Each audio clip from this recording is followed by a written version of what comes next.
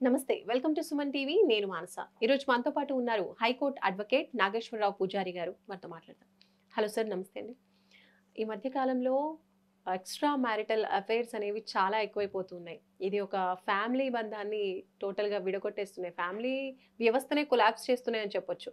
ఇలాంటి సిట్యుయేషన్స్‌లో అంటే criminal case పెట్టే అవకాశం అయితే లేదు. కాబట్టి ఏం చేయొచ్చు? అంటే ఈ మధ్య కాలంలో ఎక్కడో ఒక సర్వే కూడా చేసినట్టుంది. హ్మ్. ఎక్స్ట్రా మ్యారిటల్ అఫైర్స్ విపరీతంగా పెరిగిపోయినాయి ఇండియాలో హ్మ్. డ్యూ టు టెక్నాలజీ వల్ల అని చెప్పేసి ఎక్కడో సర్వే కూడా చదివాను నేను బాగా. హ్మ్. మీరు అన్నది కూడా వాస్తవమే. ఎందుకంటే టెక్నాలజీ వల్ల మనకు ఎక్స్ట్రా మ్యారిటల్ అఫైర్స్ అనేటివి బాగా పెరుగుతున్నాయి. పెరుగుతున్నాయి. వీటి వల్ల జీవితాలు, కాపురాలు, తర్వాత కుటుంబ వాళ్ళు వ్యవస్థే కుటుంబ ఇదైపోతుంది. వ్యవస్థ అనేది అందులో ఉన్న పిల్లలు ఇంకా పిల్లలు సఫర్ అవుతున్నారు, హ్మ్. కుటుంబ సభ్యులు సఫర్ అవుతున్నారు. దానివల్ల చాలా ప్రాబ్లమ్స్ ఎదుర్కొంటున్నారు. అది ఈ ఎక్స్ట్రా మ్యారిటల్ అఫైర్స్ ఏడిదాకా వచ్చినాయి అంటే ఏంటంటే హ్మ్. చంపే వరకు. చంపడం పిల్లల్ని. మొన్న చంపడం మనం గానీ చూసాం. అవును. చిన్న 3 ఇయర్స్ బాబుని బస్ స్టాప్‌లో వదిలేసి అవును. ఎళ్ళిపోయింది. అది కూడా మనం చాలా అది అవును. చంపటం గానీ, లేకపోతే చచ్చిపోవడం గానీ, హ్మ్. లేకపోతే పిల్లల్ని వదిలిపెట్టడం గానీ లాంటివి హ్మ్. జరిగి ఇది మానవ జీవితానికే పెద్ద పెను సవాలయిపోయింది జనరల్‌గా. Next extra marital generation affairs పైన గూడా అనేది. అది ఎఫెక్ట్ అది చూపిస్తుంది. చాలా ఎఫెక్ట్ చూపిస్తది. సో, అందరూ ఏమనుకుంటున్నారంటే ఏందంటే ఎక్స్ట్రా మ్యారిటల్ అఫైర్ పెట్టుకుంటే హ్మ్. పోలీస్ స్టేషన్‌లో కేస్ పెట్టనీకి లేదు గాబట్టి, ఇంకా మమ్మల్ని ఎవరు ఏం చేయలేరు, ఆపలేరు. ఆపలేరు, ఏం చేయలేరు అని హ్మ్. అందరూ ఒక రకమైన భ్రమలో తిరుగుతున్నారు. ఓకే. హ్మ్. ఎక్స్ట్రా మ్యారిటల్ అఫైర్ పెట్టుకుంటే పోలీస్ స్టేషన్‌లో కేస్ పెట్టలేమేమో కానీ, హ్మ్. దానికి వాళ్ళని శిక్షించడానికి ఇతర పద్ధతులు చాలా ఉన్నాయి. సివిల్ లాలో చాలా పద్ధతులున్నాయి. ఓకే. హ్మ్. వాళ్ళని మనము కాంపెన్సేషన్ అడగొచ్చు. తర్వాత వాళ్ళని డిఫమేషన్ కింద ఏసుకోవచ్చు. హ్మ్. తర్వాత వాళ్ళ దగ్గర నుంచి వాళ్ళని సివిల్ ప్రిజన్ కూడా పంపించే అవకాశం ఉంది. సివిల్ ప్రిజన్ కూడా ప్రిజన్‌కి పంపించే గూడా అవకాశం వెళ్ళే ఉంది. అవకాశం ఉంది. ఉంది డెఫినెట్‌లీ. కాకపోతే ఏందంటే సివిల్‌కొచ్చేసరికి ఏందంటే క్రిమినల్‌లో ఉన్నంత ఇన్‌స్టంట్‌గా అంటే ఇప్పుడు క్రిమినల్ అనుకో, హ్మ్. ఇప్పుడు మనము ఇల్లీగల్ అఫైర్ గురించి కేస్ పెడితే ఇమ్మీడియేట్‌లీ వచ్చి అరెస్ట్ ఇమ్మీడియేట్‌లీ పోలీస్ స్టేషన్‌కి పిలిచి ఎంక్వైరీ చేయడం స్టార్ట్ చేస్తారు. హ్మ్. సివిల్‌లో ఇమ్మీడియేట్‌లీ ఎంక్వైరీ స్టార్ట్ చేయరు. సివిల్‌లో మనం కేసేయాలా, వాళ్ళకి నోటీస్ పోవాలా, వాళ్ళు రావాలా. హ్మ్. సివిల్ అనేది కొద్దిగా lengthy time process. Taking. Time taking process హ్మ్. ఎప్పుడు గూడా. సో, ఆ టైమ్ టేకింగ్ ప్రాసెస్‌కి మనోళ్ళేందంటే అబ్బా! కోర్ట్‌కెళ్ళాలంటే చాలా లెంతీ టైం గదా! అంతసేపు వీళ్ళు ఈ బాధతోని గూడా ఉండాలి గదా! అవును. ట్రోమా నుంచి బయటికి రావాలా, హ్మ్. వాళ్ళకి డిప్రెషన్‌లోకెళ్ళిపోతుంటారు. ఇవన్నీ అవును. జరుగుతుంటాయి గాబట్టి, ఎక్స్‌ట్రా మ్యారిటల్ అఫైర్స్ పెట్టుకున్న దగ్గరల్లా మనం సివిల్ కేసేసుకొని వాళ్ళని హ్మ్. సివిల్‌గా పనిష్మెంట్ చేసే అవకాశం ఉంది. ఓకే. అంటే ఆ! టోటల్‌గా వదిలేసే పరిస్థితి టోటల్‌గా లేదు. వదిలేసే పరిస్థితి చట్టంలో అయితే అట్లేమి హ్మ్. వదిలేయలే. మొత్తం చట్టంలో టోటల్‌గా ఏమి వదిలేయలే. హ్మ్. సుప్రీం కోర్ట్ కూడా ఏం చెప్పింది అంటే ఏందంటే, మేము క్రిమినల్ నుంచి తీసేస్తున్నాం తప్ప, అంటే పోలీస్ స్టేషన్‌లో వీళ్ళ మీద ఎఫ్ఐఆర్ చేసే అవకాశం లేదు. కానీ, హ్మ్. వాళ్ళకి సివిల్ రైట్స్ అన్నీ అట్లనే ఉన్నాయి. సివిల్ రైట్స్‌లో వాళ్ళు క్లెయిమ్ చేసుకోవచ్చు అని ఉంది. Okay. So, extra marital affairs ఉన్నప్పుడు కంపల్సరీ డెఫినిట్‌గా ఏంది అంటే ఏందంటే, మనం కోర్ట్‌కెళ్ళి సివిల్ హ్మ్. కేస్‌లో మనం కాంపెన్సేషన్ గాని, వాళ్ళని శిక్షించమని గాని, హ్మ్. తర్వాత మీరన్నట్టు డిఫమేషన్ అంటే వాళ్ళ వల్ల మనకు డ్యామేజ్. సమాజంలో ఓకే. రెప్యుటేషన్ అయితుంది కాబట్టి హ్మ్. వాళ్ళని సివిల్ పనిష్మెంట్ అయితే ఇవ్వచ్చు.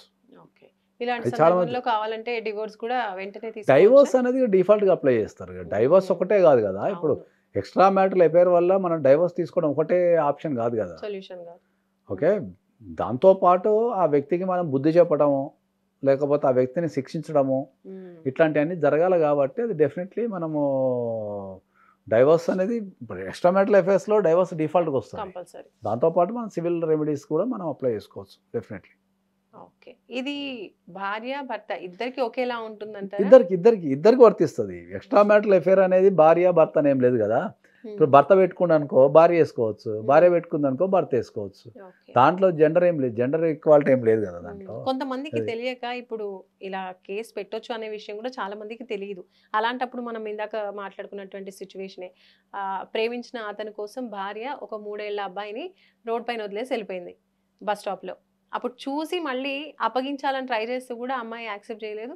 ఆ భర్తకి ఆ బాబుని అప్పగించడం జరిగింది. అలాంటి సిట్యుయేషన్‌లో ఆ భర్త ఆమెనెలా శిక్షించొచ్చంటారు? ఆమె సివిల్ కేసులలో ఆమె డెఫినెట్‌లీ హ్మ్. ఆమె ఏదైతే క్రిమినల్ బ్రీచ్ ఆఫ్ ట్రస్ట్ చేసిందో, హ్మ్. ఏదైతే నమ్మకంతోని పెళ్లి చేసుకున్న తర్వాత పిల్లని గాని, హ్మ్. ఆమె ధర్మాలు నిర్వర్తించుకొని వెళ్ళిపోయినప్పుడు, మనం ఆమెని కాంపెన్సేషన్ కింద భర్త లాస్ అయిన కాంపెన్సేషన్ అతనికి తగ్గ పెయిన్కి తగ్గ కాంపన్సేషన్ అడిగే హక్కు 100% ఉంటుంది. అండ్ ఆ బాబు ఒకవేళ కూడా ఇప్పుడు బాబుని పెంచాల్సిన బాధ్యత తండ్రికే ఉంటుంది. తండ్రిది.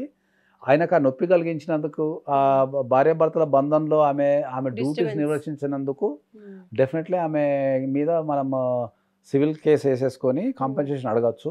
ఓకే కాంపన్సేషన్ కట్టలేని పరిస్థితి అనుకుంటే ఆమె జైలుకి వెళ్ళే అవకాశం కూడా ఉంటుంది definitely. Okay.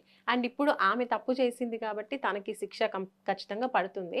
And third person ఎవరైతే ఇప్పుడు ఈమె తప్పు చేయడానికి కారణం అయ్యాడో ఆ అబ్బాయి పైన ఎలాంటి అబ్బాయి ఎఫెక్ట్ మీద కూడా ఉంటుంది? సేమ్ సివిల్ ఇద్దరి మీద సివిల్ వేసుకోవచ్చు. అదే చెప్తున్నా. ఓకే. అంటే ఇద్దరిని కూడా ఇద్దరిని మనం కూడా జైలుకి పంపే కోర్టుకు లాగచ్చు. అవకాశం. జైలు వాళ్ళు కాంపన్సేషన్ కోర్టు ఇష్యూ చేసిన తర్వాత వాళ్ళు కట్టకపోతే వాళ్ళు జైలు పంపించే అవకాశం ఉంటుంది. కోర్టు ఆర్డర్ని ఎవరైనా పాటించాల్సిందే. అందుకనే మనం ఏం చెప్తున్నామంటే ఏంటంటే, మీరు ఎక్కడైతే ఎక్స్ట్రా మ్యారిటల్ అఫైర్స్ జరుగుతుంటాయో అక్కడ మీరు క్రిమినల్ లేదని బాధపడకుండా మీరు సివిల్కి వేసుకోండి, కేస్. డెఫినెట్లీ న్యాయం జరుగుతుంది.